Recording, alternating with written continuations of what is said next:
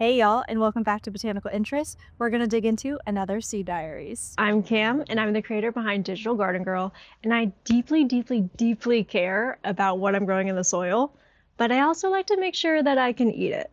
So I grow everything I possibly can in my tiny little backyard garden out here in San Diego, Zone 10B. And when I say tiny, I mean literally tiny. It's less than 100 square feet, and I have pieced together as many raised beds and growing containers I possibly can. And if you're somewhere in the same boat, follow me on Instagram or Substack. I know what you might be thinking. Right now, it's July. You might be somewhere where it's super, super, super hot and you're scorching like, Cam, I can't possibly grow anything right now. But you have to give me a second because remember, in San Diego, we're kind of spoiled. Right now, we have this cool thing called June gloom that we're coming out of, where everything's gray, hazy, overcast. So all these picks that I'm picking for July not only taste freaking delicious, but they're also going to be things that love warmer temperatures that are going to climb into that hot season. So if you're in a climate where the warm season is really, really long, or you want to make sure you get a few extra things in before that hot season hits, all of these picks are just for you. First up, we got some yard-long beans.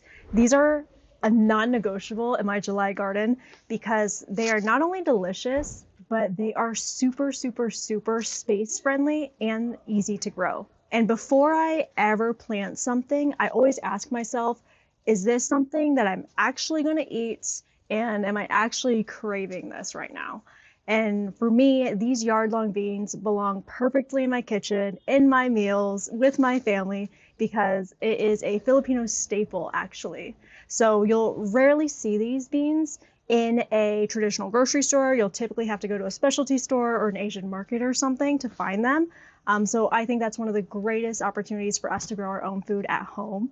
And these always make it onto the weeknight menu. And if you've never seen these before, you might be wondering, are they actually yard long? So these guys look like green beans, but they grow from a foot all the way to a yard. And that gives us the great opportunity to kind of slice them, dice them, chop them to whatever size or length that you need for a meal. So don't be intimidated by growing them at all. They love the full sun, they thrive in the heat, and they're also super space friendly. So something I like to do is grow them right up on an arch trellis or against a wall. And they are a perfect companion plant to some of those other big growers and heavy feeders that we might be placing around our garden. Next up, we have our acorn squash. And I know it's July, but when we are thinking about growing our squash plants, typically they have a longer growing season. So if you're sitting there thinking, isn't squash like a fall thing? Believe me, you want to be planting those babies right now in July so you can actually enjoy them by the time soup season hits, by the time we enter fall. But something that I love about acorn squash is that they have a shorter growing season. So if you were to plant them right now in July, you can still be enjoying them for late summer grill nights, working into that fall transition period. And my favorite way to prepare them is to just simply fire up the grill, do a little olive oil, use some hot honey, goat cheese, and some pepitas, and you got yourself the most perfect grilled acorn squash. The flesh on the inside is nice and nutty, and the skin is super crispy and thin. So it's nowhere close to as sweet as a butternut squash. So it's a nice savory option that you can be using. And I know if you're in a small space like me, you might be thinking, oh, I don't have room for squash. They typically ask for like a lot of space. And I'm here to kind of debunk that. I know on the seed packet, it's going to recommend that you direct sow, but because I'm someone with limited resources, limited space, I'm not afraid to start things in a seed starting tray. And when I plant them out, I just make sure that it has enough growing room, like 2 square feet in a raised bed, or I like to give a whole container to itself. So it got everything it needs to grow. So continuing in the squash world just for another second, another non-negotiable in my July garden is going to be these mashed potato acorn squash. And you might be thinking, mashed potato? One of the reasons why they're called that is because they are white on the outside, on the inside, and they are a perfect mashed potato substitute once the soup season and all the potlucks come into our lives. So they have that same flavor profile as the acorn squash. They're going to be nutty, they're going to be light and fluffy, compared to something super sweet that we're typically used to in the soup season or in fall. And so for me, I like to grow this one because I've never seen it in a grocery store ever. And it's super, super, super forgiving when it comes to space. It is not going to be an endless vine. You're going to be able to put a stake down and help it grow up. So if you're someone who's limited on space like I am, this is a perfect squash opportunity for you. So the thing that's a little different about this squash compared to your traditional acorn squash, other than the color, is going to be how long it takes to grow. So this guy's gonna need 100+ days to plant, to harvest. So what that means is that this is the perfect opportunity for soup season, and it might be the perfect substitute for mashed potatoes come potlucks. And so for my fourth pick, we have some Poblano peppers. If you are someone who is super tired of just relying on the normal bell peppers, a Poblano is a great mild alternative, but it kind of has that smoky, earthy flavor to it too, which is super, super delicious.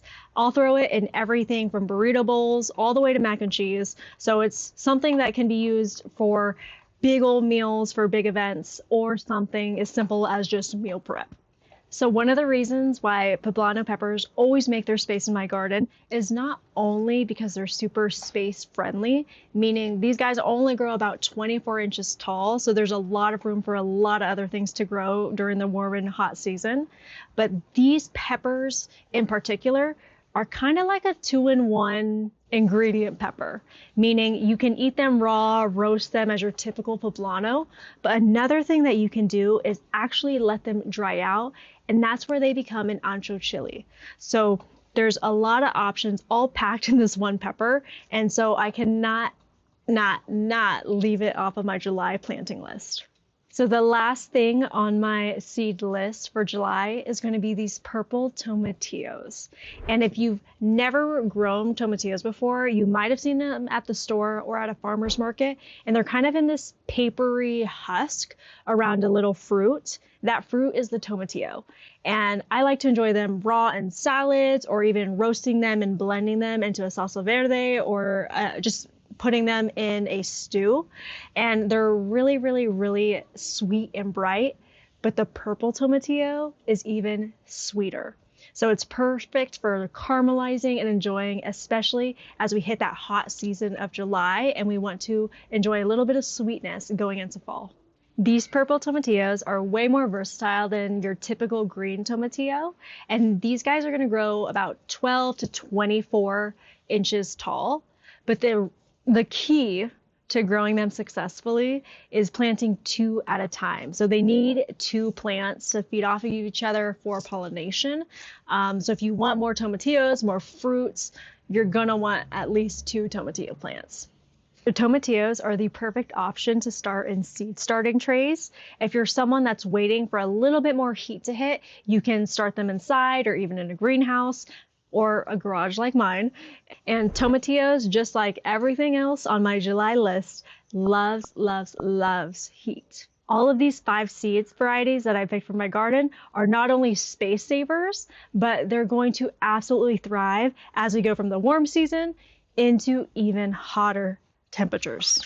And we have everything from a yard-long bean down to acorn squash varieties and even some poblano peppers and purple tomatillos. So if you're growing a garden in a space that's anything like mine, whether you have limited square feet to work with or you just have a really, really, really long warm season, don't forget that our garden is the perfect opportunity to unlock seasonal flavors and kind of change how we live. I'd love to know exactly what you're growing, what you're cooking, and what's actually going to be making it to your garden this July. Let me know in the comments down below, and don't forget to subscribe to Botanical Interests so you never miss another Seed Diaries. And if you want more from what I shared today, you can follow me on Digital Garden Girl. That is going to be on Instagram and on Substack. Happy growing, y'all!